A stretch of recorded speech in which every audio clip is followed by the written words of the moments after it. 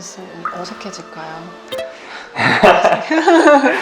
진짜 제 환자 중에 울트라 슈퍼급 식단 별로인 콜라를 들이부으시면서 이미 당 중독이 시작되어 있고, PD님은 제 생각에 한 20년 후엔 제 고혈압 환자가 돼요. 10년 후에 제 당뇨 환자로 문화 바뀌어야 돼요. 그 사람한테 거의 독을 주는 거나 다른 거예요. 혈관벽 노화를 촉진시키는 가장 큰 1번이 라면을 먹어도 흰밥을 먹어도 살이 안 쪄요. 사실 식단이라는 게 몸에 들어가는 게 건강에 가장 중요한 요소가 되는 거잖아요. 그럼요. 제 생각에는요, 먹는 게 결국 그 사람하고 동일하다고 봐야 돼요. 너 누구니? 했을 때 내가 먹는 음식이 나예요, 이렇게까지 표현할 만큼 그 사람이 먹고 있는 걸로 그 사람의 아이덴티티를 결정하기도 해요. 그러니까 결국 음식을 정말 잘 먹는 게 내가 누군지를 결정해주는 키포인트가 되는 거예요. 그래서 앞으로 저희가 연재를 해보고 싶은 게 네. 계속 올라갈 거잖아요. 그쵸? 맨 처음으로는 저의 식단을 좀 가지고 네네. 아주 유익하겠는데요? 저는 20대 후반에 남자이고 편집 일을 네. 업삼아서 하고 있죠.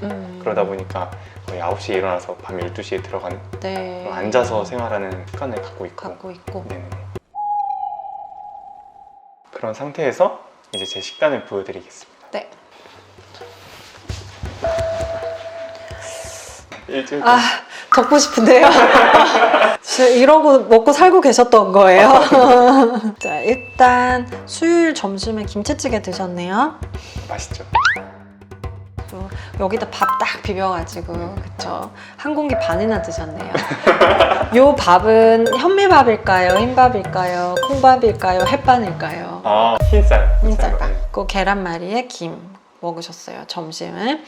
자, 저는요, 사실 요 식단만 봐도 이 사람 다이어트 하려면 굉장히 많이 힘들겠다. 일단 흰밥이 한 공기 반이 들어간다는 것 자체가 이미 당 중독이에요. 왜냐면 당 중독이 해결된 사람들, 즉 다이어트에 성공한 사람들은요, 흰밥 갖다 놓으면은 한두 숟가락 먹고 못 먹어요. 그게 제가 만들어 드리는 게 그런 거예요. 흰밥을 먹고 싶지 않게 당 중독에서 해결만 되면 그 다음은 알아서 해결돼요.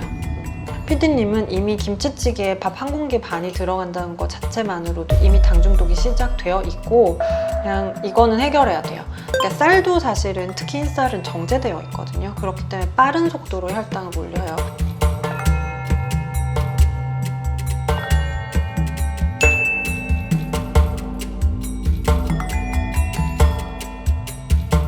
이렇게 되면 결국 지방을 저장하는 메커니즘이라는 게 밝혀지면서 정제된 하얀 것들은 모두 건강에 좋지 않구나. 그게 꼭 체중뿐만이 아니라, 지금 젊으셔서 이렇지, 이게 만약에 지금 PD님이 예를 들어 이제 40대가 됐다 이러면은 이 정도의 단당류가 내 몸에 들어오면 이제 뱃살이 나오기 시작하는 거예요. 그러면은 이 없어져야 되는 문화가 있네요. 집에 오랜만에 가면은 고봉밥.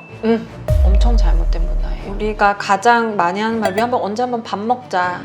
너 밥 먹었니? 우리나라가 항상 그런 식습관의 문화에 길들여져 있잖아요. 근데 그것만큼 안 좋은 게 없어요. 우리가 과거부터 흰밥 이만큼 주고 따뜻하게 내주는 게 손님을 위해서 대접하는 문화였잖아요. 근데 이제는 그 문화 바뀌어야 돼요. 그건 그 사람한테 거의 독을 주는 거나 다름없는 거예요. 그래서 제가 지금 수요일만 봐도 이제 1편 끝났네. 끝! 그리고 이제 그 저녁에 라면도 한 개 반을 먹었잖아요. 라면이 안 좋은 건 두 가지 이유가 있어요. 하나는 정제된 탄수화물이잖아요. 밀가루. 네, 그쵸. 그러니까 흰 거예요. 그러니까 들어오는 즉시 인슐린을 굉장히 높게 올리니까 지방으로 저장할 수밖에 없고. 두 번째, 솔트. 소금이 굉장히 많죠. 그러니까 몸이 부어요. 붓기에 대한 얘기를 또 제가 또 한번 썰을 풀어보면 이거 되게 재밌어요. 붓기. 그러니까 환자들이 살 뺀다 그러면 이제 일주일 동안 굶잖아요. 본인만의 방법으로. 그러면 진짜 잘 빠져요. 아무것도 안 먹으면. 그쵸. 근데 한 3, 4kg 빠져요. 그 다음부터는 죽어도 안 빠져요. 그럼 사람도 이제 정체기다 하잖아요. 그러고는 결국 포기하고 다시 먹고 더 찌잖아요. 이게 결국 패턴이잖아요. 처음에 쫄쫄 굶은 일주일 동안 빠진 게 뭐냐면 부종이에요.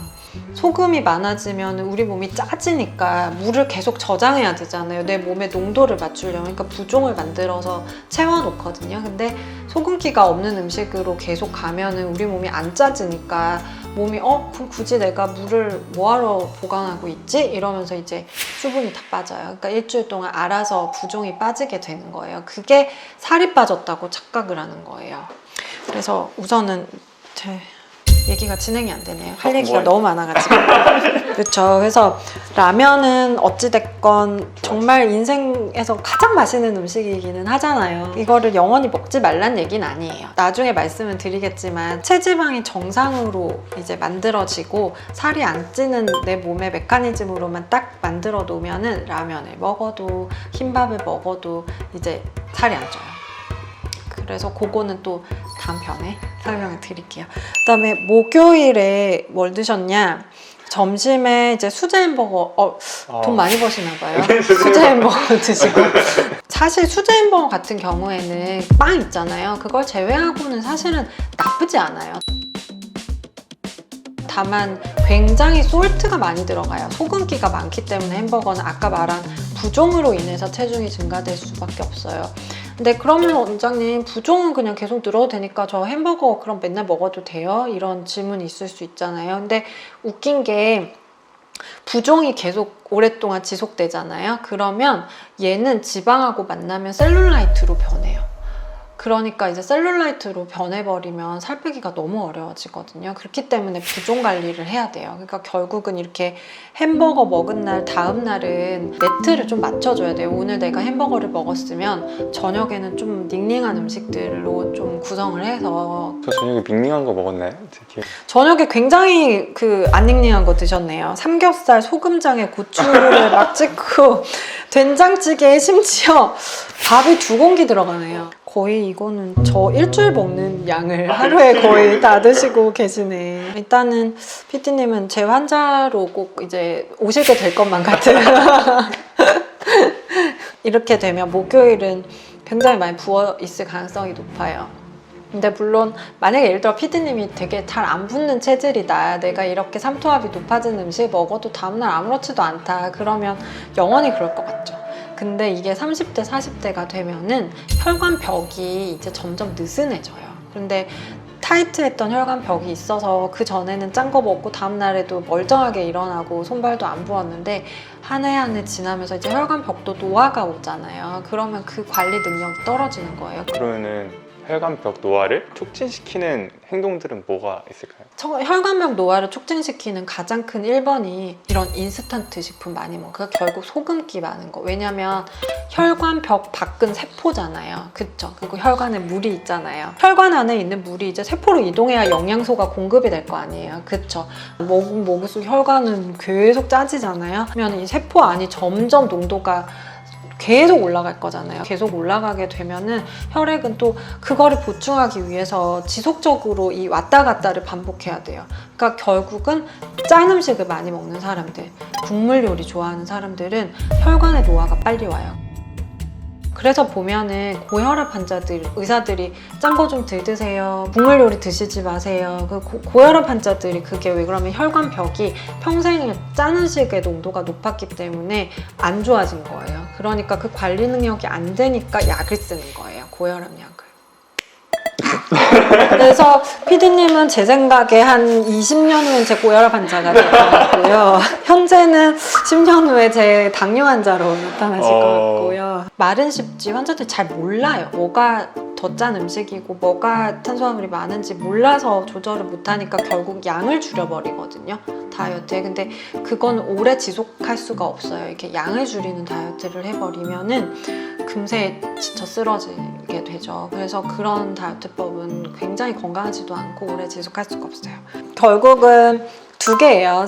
식단을 보면서 제가 계속 보는 거는 소금기, 그리고 얼마나 정제된 탄수화물을 많이 먹느냐, 그리고 그거를 지속적으로 가르쳐 줘야 돼요. 그러니까 지금 만약에 PD님이 다이어트를 시작하시려면, 예를 들어 뭐 한 5년 후에, 지금은 굉장히 날씬하시지만 뱃살이 나와서 원장님 저 이제 다이어트를 좀 해보겠습니다 하고 요 식단을 가져왔을 때는 그러니까 힘들 거예요. 전체적인 그 내용을 바꿔야 되기 때문이에요. 그래서 FDA에서 승인한 식욕조절제가 나오는 거예요. 무작정 식욕조절제를 쓰는 건 아니에요. 이런 이 정도 급의 식단이 있을 때에는 식욕조절제를 써줘야 돼요. 근데 이 정도 급이요? 이거는 정말 제 환자 중에 울트라 슈퍼급 식단 별로인 정말 약을 써서 조절하지 않으면 쉽지 않을 환자군에 속해요. 어쨌든 PD님의 식단은 지금 승인 기준의 약을 쓸 정도의 식단이라고 보시면 돼요. 저 같은 사람들 때문에 이제 연구를 또 한 이렇게 거죠. 하시고. 연구 대상이네.